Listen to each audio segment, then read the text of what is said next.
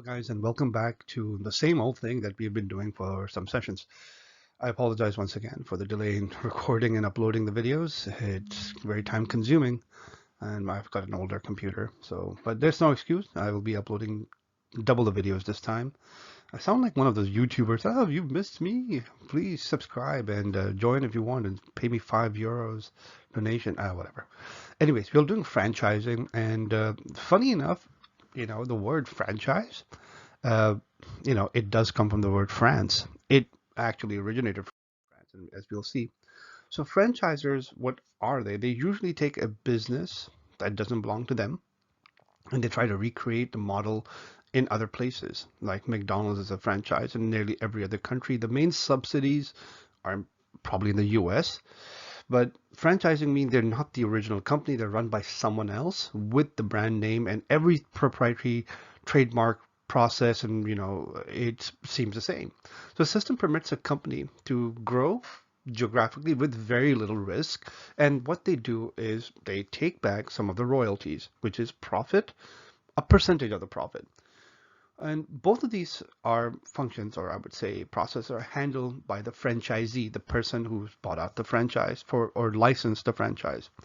They can act as independent entrepreneurs and therefore bear responsibility for all the transactions that happen.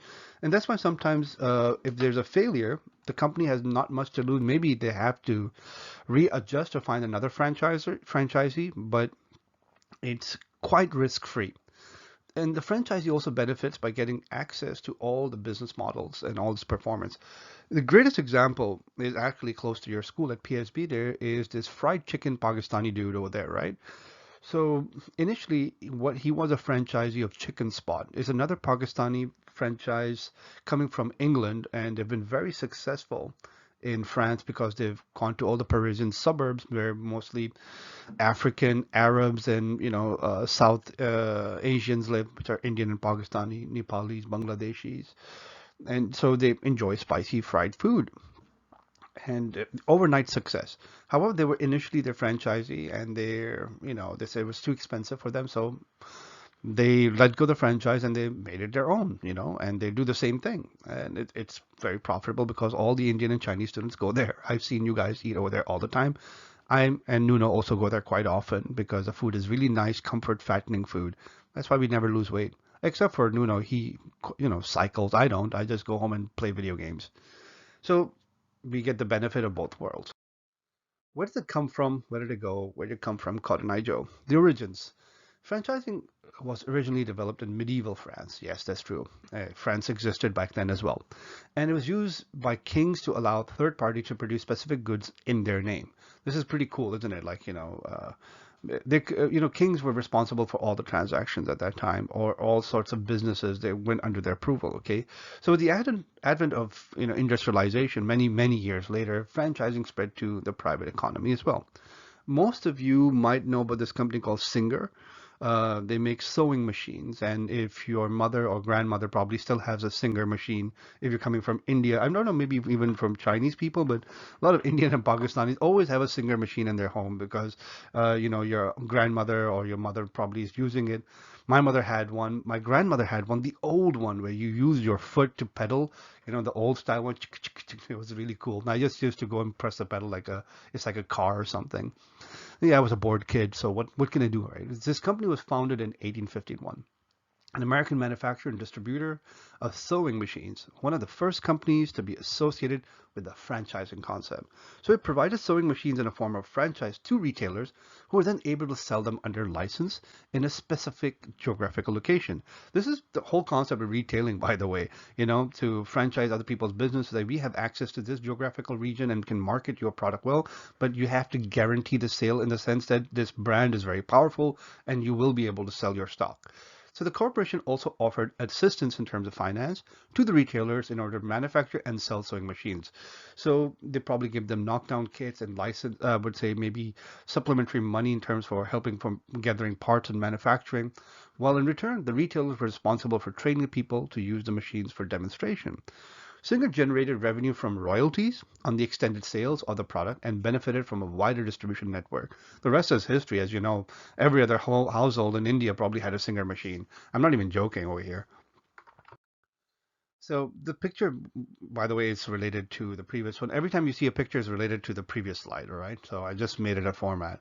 Who are the innovators in this? Well, franchising is very well applied to what we call fast food, Subway, Pizza Hut, Kentucky Fried Chicken. Yes, that's what it's called. KFC actually stands for Kentucky Fried Chicken. The reason they changed the name is because the word fried had a negative connotation. Maybe Kentucky too, I don't know. What do you call it? Even operating on over 100 countries and territories, Subway is one of the fastest growing franchise in the world. And it's easy to set up. Franchisees adopt Subway's business concept and apply it to the restaurants in all sorts of locations worldwide. I go to Group IGS, there was a Subway there. All the students go to Subway. It's a sandwich, right? And it's very big and, it's very fulfilling. It's cost effective to buy. And running a franchise like this is very easy. It's even there in Pakistan.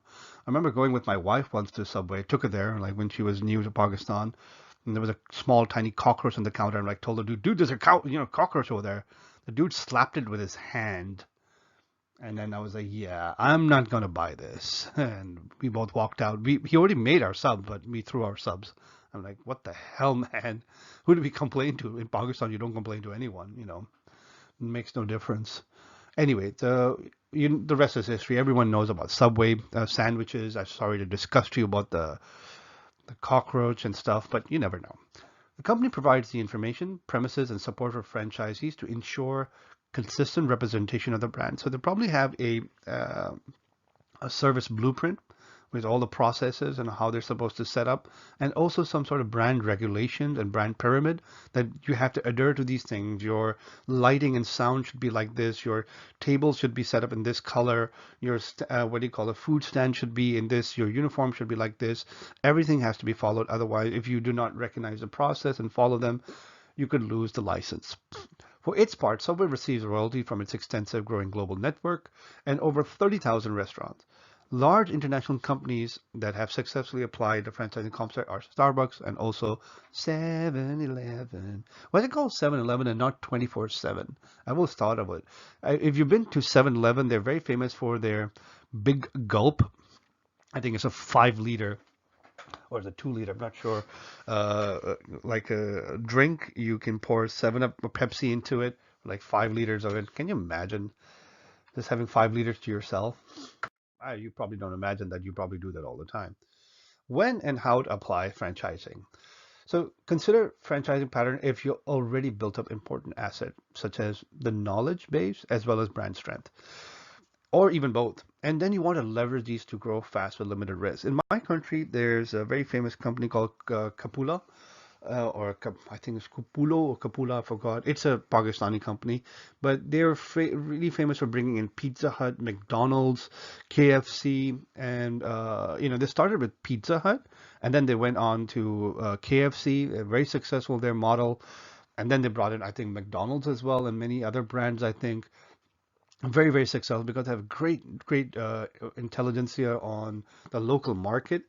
And I think there's another company too that brought in other franchises. That was Divan. They brought in, I think, some what do you call it, movie business and cars as well, but they weren't very successful because they had too much local competition already from the previous franchisees coming in. But this is the point that having knowledge is essential about your environment and your customers. And then, of course, the brand power itself, the people recognize the brand. For example, some people do not recognize the strength of certain brands in certain countries. I'm like, what do we do? In Pakistan, it was the biggest hobby of Pakistanis are eating food. We don't have any other entertainment. We don't, so food is a big deal. People like to experiment with food, but there was always stiff competition. In fact, we even had an all-you-can-eat at KFC during Ramadan. Can you imagine? You're supposed to be fasting, and when you break your fast, you're supposed to eat modestly, and they had an all-you-can-eat, and people would compete as to how much chicken you can eat. Jeez. Anyways, that's it for today. Well, not today, for this video. Try to keep it under 10 minutes and kept it hopefully somewhat entertaining for all of you. Moving on to the next video in a bit. Bye-bye.